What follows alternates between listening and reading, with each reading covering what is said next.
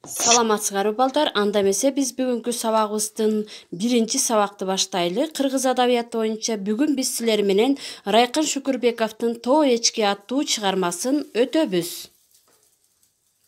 Ал эми силердин маңдайыңарда турган мобул экрандагы силерди карап турган кайгылуу турган быйтыкчаны алдын ала түшүнүп жатсаңар керек.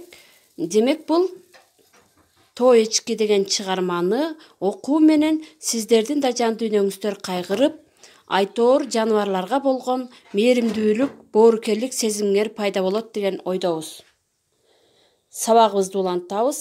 Бүгүнкү сабакты баштаардан мурун мен Райкан Шүкүрбековдун өмүр баяны боюнча бир аз маалымат берип кетейин. Райкан Шүкүрбеков Талас өрөөнүндөгү Кара Бура районуна караштуу Ак Чий азыркы Сулуу Маймак айылында малчынын үй бүлөсүндө 1913 жарык дүйнөгө келген. Ата-энесинен эрте ажыраган.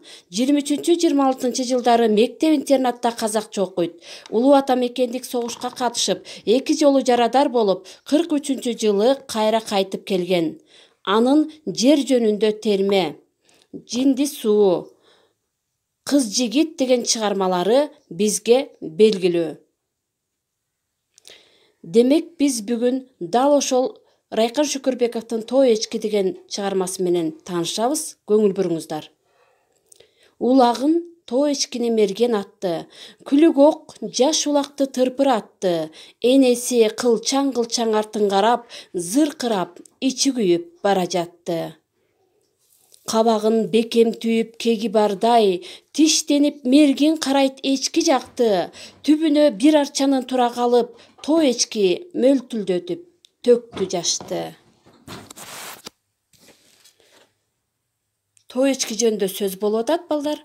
Демек үй шартында эле адамдардын колунда чоңойгон эчкинин тоодо жашаган түрү бул Тоо эчки деп аталат. Дал ошол Тоо эчкинин улагын мерген атты дейт. Мерген уучу, аңчы синоним сөздөр булар. Демек күлүк ок бир заматта анын улагына жетип барып, аны тырпыратты. Жарадар улагын караган эне артына кылчаң карап, бирок улагын таштап кетип бара жатканына зыркырап ичи күйүп бара жатты дейт.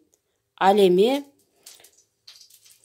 кабагын бекем түйүп кеги бардай, өчү бардай деген мааниде келип жатат. Тиштенип мерген карайт эчки жакты. Түбүнө бир арчанын тура калып, Тоо эчки мөлтүлдөтүп төктү жашты. Бул жерде дагы бир ой пайда болушу мүмкүн, урматтуу окуучулар. Эмне үчүн бул жерде мерген тиштенип атат? Эмне үчүн эчки жакты карап атат? Мунун бир себебин кайрыла турган болсок, ар бир эле адам аңчылыкка чыкканда чоң олжону самайт, чоң олжону максат кылат. Демек балким бул жерде мерген Тоо эчкинин өзүн максат кылды эле, бирок ок жаңылып анын улагына тийип калды.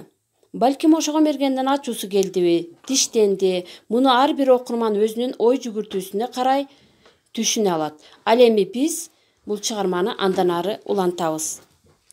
Диркиреп, жалбыракка жаан болуп, байкуштун желининен сүтү акты, кетпеймин кең ала тоо качып сенден, жамандык кимин көрдүң кана менден. Айылдан койчу сурап жалкыттымбы, мынчалык негегиң бар, айтчы мерген. Биз деле ала тоонун малыбыз го, жайылып аскаларда күнүн көргөн. Тоо эчки көбөйөбү тоо ташынан, тентектери кырып турса тууган төлдөн. Дегендей Тоо эчкинин акты жашы, сүйөнүп куу арчага муңдуу башы. Демек бул жерде Тоо эчки улагынын жан таслим болгонуна аябай кейиди, кайгырды, өкүндү. А бирок ошентсе дагы мен мекендеп жүргөн кең ала тоону эч качан таштап кетпеймин.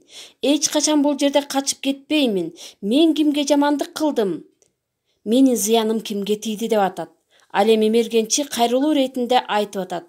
Айылдан койчу сурап тажаттымбы деп атат.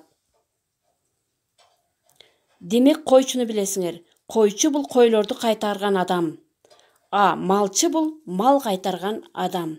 Жылкычы десек жылкы кайтарган адамды айтабыз. Ал эми Тоо эчкилерди кайтарган кесип жок. Демек Тоо эчкичи деген кесип жок.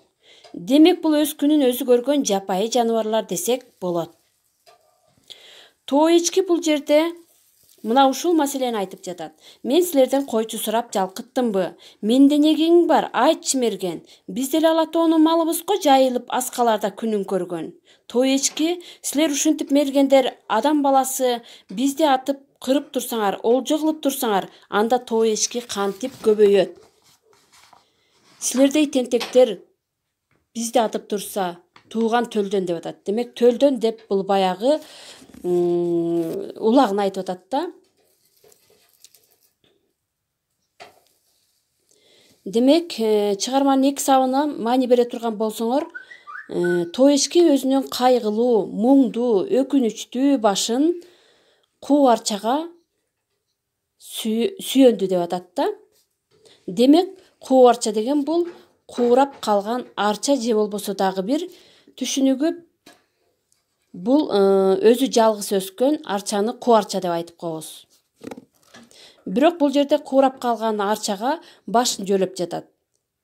Эми экөөбүз окшошуп калдык деген мааниде, сен дагы куурадың, мен дагы куурадым дегендей мааниде. Акын бул жерде ыр саптарын жазып атат. Кээ бир сөздөрдүн маанилерин чечмелеп кетели. Тоо эчки бул үй жаныбарынын жапайы түрү, тоодо, асказоолордо жашаган эчки.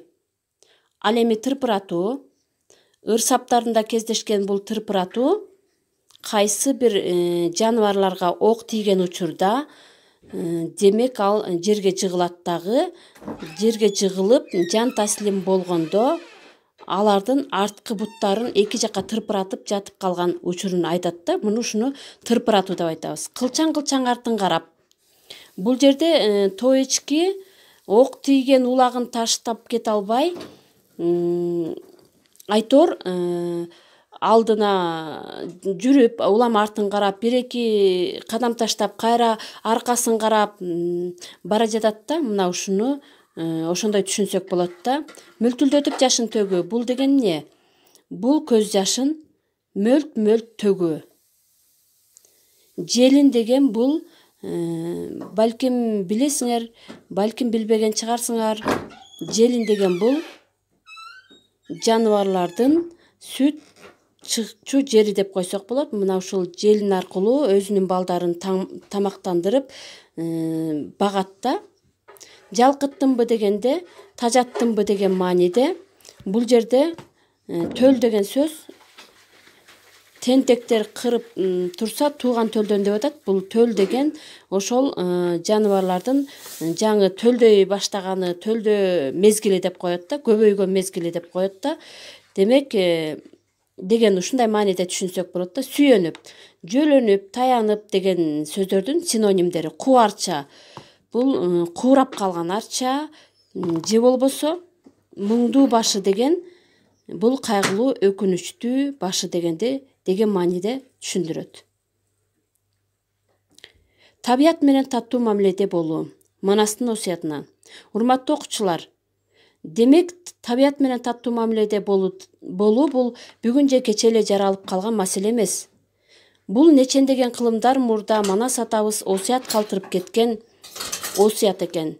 Демек ошондон калган сөз экен. Табият менен таттуу мамиледе болуу дегенди бул биз бир канча жылдар мурундан бери колдонуп келатабыз.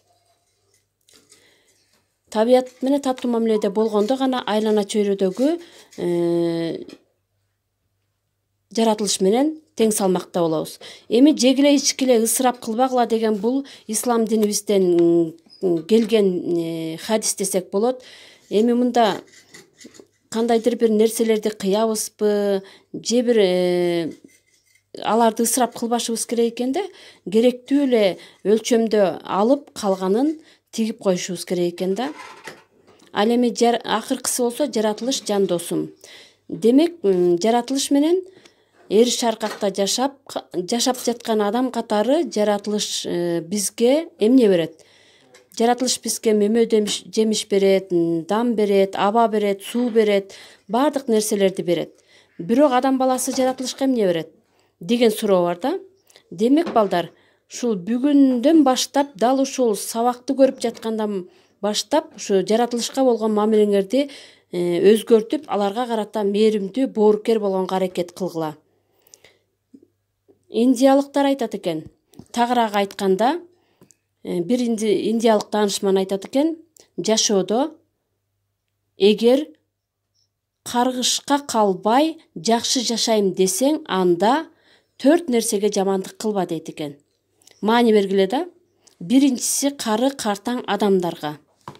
Ары тур, бери тур, өзүңүз эле баса бербейсизби, отурбайсызбы, турбайсызбы дебей, демек кары картаңдарга силер бүгүн ушундай мамиле кылсаңар, ал эртең силердин башыңарга кайтып келери белгилүү. Экинчи жаш балдарга, тагыраагы наристелерге. Үчүнчүсү аялдарга. Ал эми төртүнчүсү, маани бериңиз, жан жаныбарларга кол көтөрүүгө болбойт. Демек, жан жаныбарларга силердин кылган мамилеңер дагы кийин каргышы тийип калышы ыктымал. Жаман мамилеңердин. Анын кесепети тийип калышы ыктымал. Андыктан бүгүндөн баштап жаныбарларга болгон мамилеңерди өзгөртөсүңөр деп ойлойм. Демек, жалпылап айтканда, жаратылышка болгон мамилебизди өзгөртөлү, урматтуу окуучулар. Кошумча маалымат катарында сиздерге айта кетейин. Бул сиздер көрүп турган кызыл китеп, Кыргызстандын кызыл китеби. Демек, ушул Кыргызстандын кызыл китеби боюнча маалымат алганга аракет кылгыла. Бул 1985 жылыбы, так билбейм, жаңылышып калсам кечиресиздер. Бул кызыл китеп ошол маалда чыккан экен да. Кызыл китеп деген эмне? Кызыл китеп деген бул кызыл китептин ичинде жоголуп бара жаткан бир канча жаныбарлардын, өсүмдүктөрдүн түрлөрү киргизилет. Эгерде дал ушул жаныбарларга аңчылык жасалса же ушул өсүмдүктөр кыйылса, анда аларга мыйзам чегинде жооп бересиңер. Демек бүгүндөн баштап кызыл китепке кирген жаныбарларды билип, аларга мамиле жасоодо экияттап мамиле жасагыла.